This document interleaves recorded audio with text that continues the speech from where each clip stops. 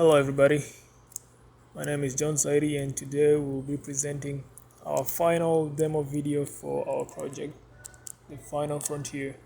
The Final Frontier is an online multiplayer real-time strategy game designed in Roblox Engine using Lua. The game is set in space where players will use a combination of units and buildings to collect resources, improve their defenses, and marshal a fleet of strong enough to defeat their enemies. Our game is designed to be a fast-paced, where players must keep quick decisions about where to focus their attention and resources, all while the other teams are doing the same.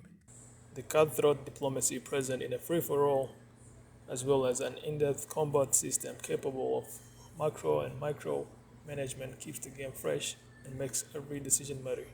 The problem our game was designed to address is the lack of real-time strategy games which provide the true freedom of movement. Most RTS games today are designed with a two-dimensional top-down view where the players control units on a similarly two-dimensional map. In our game, we designed a completely three-dimensional environment that the user can navigate and interact with, adding a new dimension of verticality and movement to the game. To this, we created a camera capable of moving and looking in all three dimensions, rather than being locked in the same height and direction. We chose space as the environment for our game, as we found it will be the most suitable for the three-dimensional design, allowing for a large open environment where the players can truly feel the difference that such freedom of movement provides. The goal of our design is to offer players a fresh take on the real-time strategy design, hoping to provide them with an experience unlike any other RTS game they've played before. We also wanted to provide players with a game that never plays out the same way twice, allowing them to come up with their own unique strategies to try and use against their opponents. Hello, my name is Stephen Allen, and I will be going over the technologies we use to create our game, as well as the first part of our demo. The Final Frontier is designed in the Roblox Engine, as Roblox offers a large library of assets and features that allowed us to focus on the gameplay rather than spend a lot of time designing assets, dealing with the networking that multiplayer game usually requires, or even just publishing the game. The Roblox platform makes it easy to develop a multiplayer environment that can be very quickly and easily published, allowing updates to be playable almost immediately. Though we did not end up using Roblox's asset library as much as we expected, all of the models for our units, buildings, and resources were made through Roblox Studio's building tools. This allowed us to easily create simple assets for our game without the knowledge of how to use any 3D modeling software. Roblox Studio also provides the tools to design UI, which we use to create the various buttons and menus in our game without needing to focus too much on the graphical design aspect of our game. My name is Benjamin Williams, and before we get into the main demo of the game, I'm going to go over a few of the smaller features that players may or may not use during their experience, but are definitely still worth mentioning. First, we're going to take a look at the main menu options screen. Once you click the settings button, you'll be able to see options displayed for 4 different things in the game. The first one being music. This is default set to off, but upon clicking it, the player will see that it becomes enabled and will be able to hear it, such as now. And then from there, the player will have the option to enable or disable music using the same button. To control the volume of the music, the player will use the 2 buttons below it, the left one being for down and the right one being for up, and as it's clicked, the volume will change based on which side of the spectrum is being clicked. Next, we'll move down to the space option. Currently, there's only one option available here. What this will do later is take the environmental aspect of the map and change it to which specification that the player asks for. Currently, it's just set to Aurora, which will make the skybox look like this. And later, there may be updates to maps and modes that will allow for different options for players to use. The last option on the settings screen is the brightness option, which has the lower or higher button, as well as a reset button in the middle, which will set the brightness back to the default setting of 100%. Now let's say our user, who we'll call James, is about to launch our game. To do so, he'll need an active internet connection and will need to navigate to our game's homepage on the Roblox website. Upon clicking play, James will be prompted to create an account and then download the Roblox player if he hasn't already done so. After that, the game will launch and be fully ready for use. Once the game is open, he is presented with the main menu. Once he clicks the lobby button, he'll be taken to the lobby screen. Here, James can either join a room that has already been created by another player in the lobby, or can create his own room. When creating a room, James will be able to decide the size of the room, which determines how many players can join. As of right now, a room can hold up to 6 players, and the only game mode available is free-for-all. Once James has created his room, it will appear in the room list so that other players can join. All players in the room will be able to see a list of players they share the room with, and will have the option to leave the room at any point, which they must do if they want to join a different room instead. James, as the host of the room, will be the only player with the option to start the match unless he leaves the room, in which either a new host will be chosen or the room will be removed. My name is Thomas Jervy, and I'm going to be presenting the second part of the demo for our game. Once the start button is clicked, all players in the room will be teleported to a new server together, where they will be able to play out the match. At the beginning, James will start with a mothership, 2 scouts, 3 miners, and a constructor. Miners must be used to collect resources from the rock clusters that spawn around the map, which they will return to the nearest refinery module. Luckily, the mothership has a refinery module which James can use to kickstart his resource gathering efforts. To start mining, James will need to select a miner, either by left-clicking it or using the drag selection by holding down left-click and moving the mouse over the area that the miner is in. He can also double-click on the miner to select all units of the given type. In this case, it would select all the miners under his control. Once a miner is selected, a Gather Resource option will appear in the bottom right area, which displays the different options James has available to control the units that are currently selected. For each option, there is also a keybind which can be used so that commands can be given much faster. When James hovers over each option, it will describe what each of them is meant to do. Now that the Gather Resource option has appeared, James can either click the option or press the corresponding hotkey to toggle the option.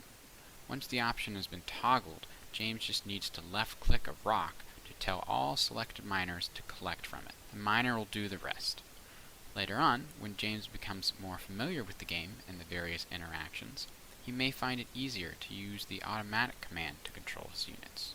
The automatic command decides what command to execute based on what you have right-clicked. In this case, James could just right-click a rock while he has a miner selected, and the miner will automatically gather from that rock, skipping the need to choose a command first. After giving the order, James can deselect a selected unit by left-clicking either the unit itself or the unit button in the bottom center of the screen.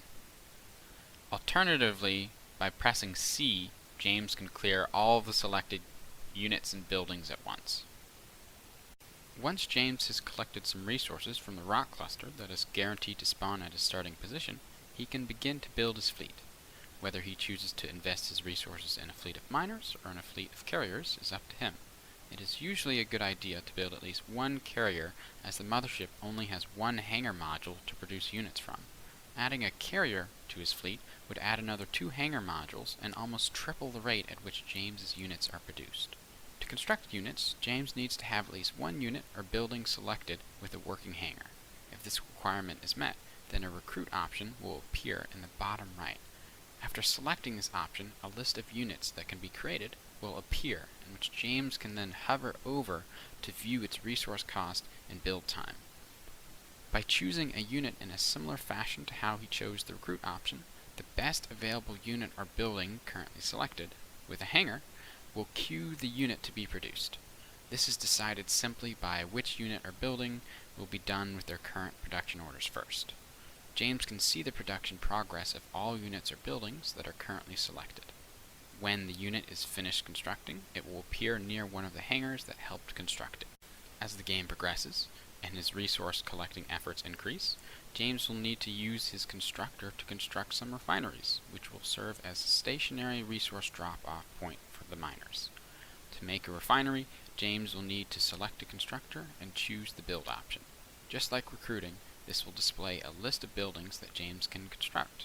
After choosing a building, the template for that building will appear next to James's mouse. So when he chooses the refinery building, James will see a template of the refinery appear, which will now follow his mouse movements. Now it's just a matter of left-clicking on the spot that James wants to build the refinery, and the first available constructor among those that are selected will attempt to build the refinery for him. If all constructors are busy, then the constructor with the least amount of build orders will queue the refinery to be built when the constructor is available. In the meantime, the template will stay in the map at the spot in which the refinery will be built, and will now be visible to all other players. Hello, you guys. My name is Robert Klaus, and I'll be talking about what happens when James decides to attack an enemy team. To decide on who to attack, James will want to take advantage of the minimap on the bottom left of his screen. He can use this minimap to observe the distribution of asteroids, which he may need to fight. He can also view all of the different teams and how they are expanding. If needed, James can left-click on the minimap to move his camera to the corresponding position on the map. This will make it easy to scout the opposition and help James determine who may be vulnerable to attack. In this case, James has decided to attack his closest neighbor. Once James has constructed a sufficient fleet, he can begin moving his ships towards them. To move them to a specific position, he needs to click a position on the grid with this fleet selected. Alternatively, James can just right-click on the minimap and the selected units will move to the corresponding position on the map at the grid's current height. It is a good idea to send your fleet to a nearby position rather than immediately attack so that the slower ships have time to catch up. Now that James is ready to commence the assault, he selects an area at the enemy base he wants to move his fleet to. As he moves him there, James will bring his camera to the location he has selected. There, he can see all of the enemy ships and their respective health bars. You'll notice when a unit or a building is hovered over by the mouse, a set of targets are shown. These targets each correspond with a different module, which enables various functionality. Engine modules help a ship move, and when destroyed, they can drastically reduce its speed. Weapon modules shoot at enemies within range, and hangar modules produce units, and so forth. The health of a module is determined by the total health of a unit or the building divided by the number of modules on that unit or building. Once all modules are destroyed, the unit or building will be destroyed as well. Currently, there is no way to repair modules. Once James's ships arrive, they start automatically shooting at enemies within range. Once they choose a target, they will continue shooting at that target until it is out of range. James can also choose to target a specific unit or a specific module on that unit. By using either the manual or automatic command, James simply needs to click on an enemy unit without clicking on a specific module to target the entire unit. All of James's selected units will choose a random module on that target within range and shoot at it. If James wants to target a specific module on that unit to disable it, he just needs to click on that specific module and the selected units will target it. If the target enemy or module is out of range, each selected ship will move towards the target until it is within range. As James's ships enter the enemy's range, the enemy will start to return fire. Firepower and strategy will determine the winner. While his ships are attacking, James can reinforce his units by constructing more units from the hangars that have not yet been destroyed. After destroying the enemy fleet, James needs to hunt down any remaining units or buildings the enemy may have before the game announces him as the winner. He will have the option to continue playing, or he can return to the lobby to start a new game. And that is the overview of our game, The Final Frontier. Thank you for listening.